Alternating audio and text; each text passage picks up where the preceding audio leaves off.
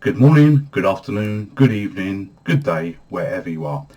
I'm the Gentleman, and this is the Gentleman's Pixel Club. Thank you for tuning in to another one of our videos. We're back to retro for this particular one, and this is Fantasy Zone by Sega. This is run on the MiSTer FPGA system, my system of choice because of the hardware accurate version of the game it gives. Not that this matters too much on this game, because I wouldn't know the difference anyway, because this is my first ever time of playing it. For this gameplay, we are going to introduce the Keith O'Sullivan back, so the damage counter is returning. So the question here is not how many goes will it take till I get on the high score table, but how many damage, how many failures, how many goes will it take me until I get onto the top of the high score table. Bearing in mind, you might know if you've seen my videos, my skills are absolutely not the best. And they're okay on Rally X, but they're not too good on some of the other games. And this is, I say, a brand new game. I truly don't even know what to expect before we kick off. So let's get into Fantasy Zone from Sega. When I first saw this screen, it was, okay, maybe I'm right. In my mind, I was expecting a Wonder Boy type game, not to have a little blob of a ship like that with a whole load of text that appeared so quickly that, I couldn't even read what was going on. I was going to read it out loud on the video, but it just shoots by too quick.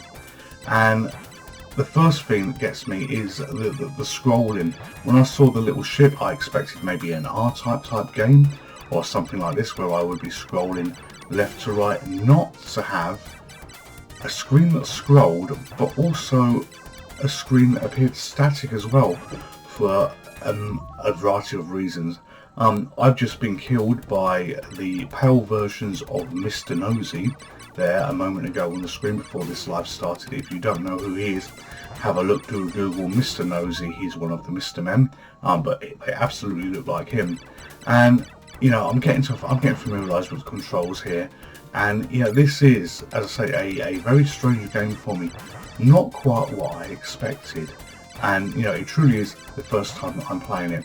I love the colours, I love the vibrancy of the colours, and for some other Mr. Nosy again, for some reason it reminds me very much of a game on the iOS, on the handhelds, on your mobiles and stuff like that, called Tiny Wings.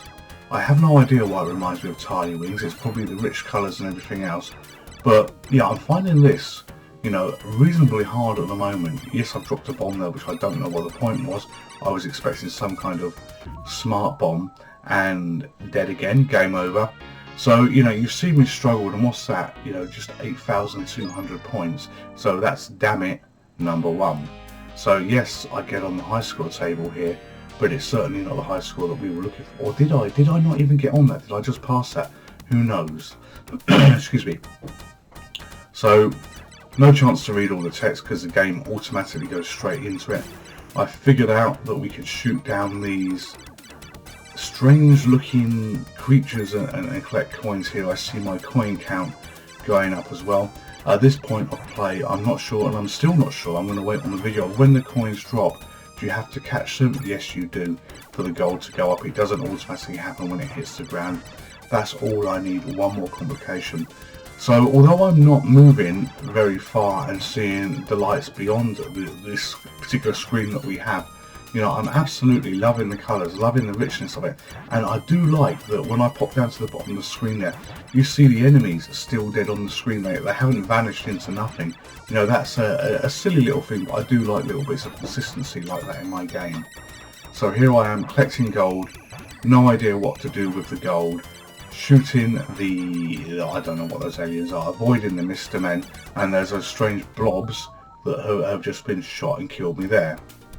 Not doing particularly well on this game. Progress is hard, and I'm looking at the bottom of the screen while I'm playing this as well, trying to understand what that bar is.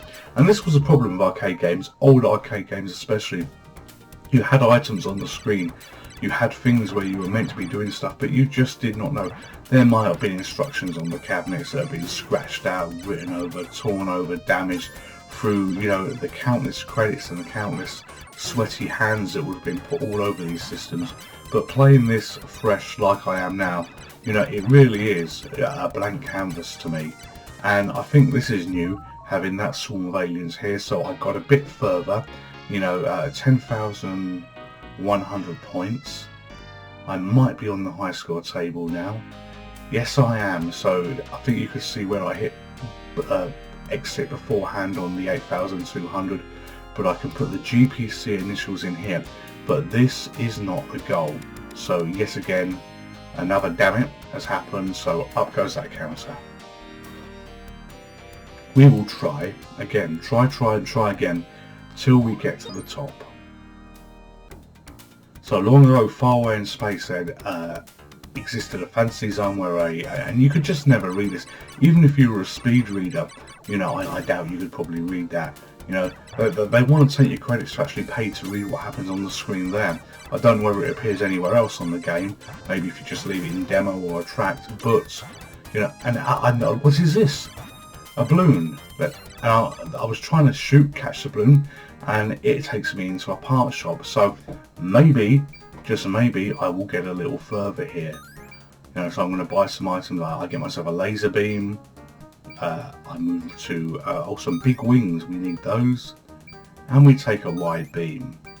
I click on exit, and I did not expect what happened next. So pick what ones you have.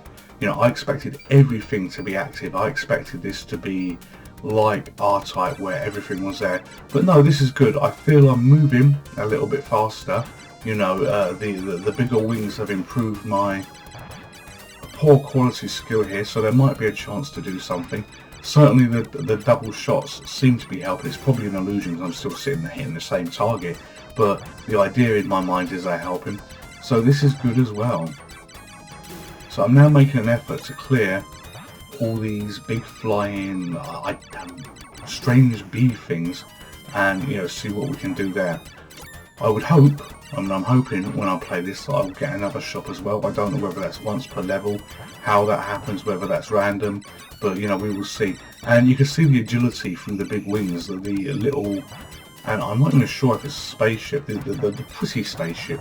You know, it seems to be far easier to control than what it ever was. Again, still reminding me of Tiny Wings, and this isn't a plug for this, but if you like the cute games like this and you have an iPhone, I don't know whether it's on Android, go and have a look at Tiny Wings. So Mr. Nosy, the pale version, is about to all die, and I think I got all of them here. And look at this, you know, it looks like I've got a high score and I've got an end of level boss. So he's now spitting peas at me. Peas of all things to spit at me from a block of wood. No idea why. But this gives the challenge. How the hell do I kill the floating block of wood? You know, the peas are absolutely en masse when they're spat at me. You know, my lives are dropping down. But I have achieved the goal. So, you know, no more damage available. This is the final count that you see. On the screen. We start at 1 as ever, and this is how many goes it took me. So thank you for watching. Hope you've enjoyed this game. This is a Fantasy Zone on Sega, playing on the MiSTer FPGA system. I will see you next time.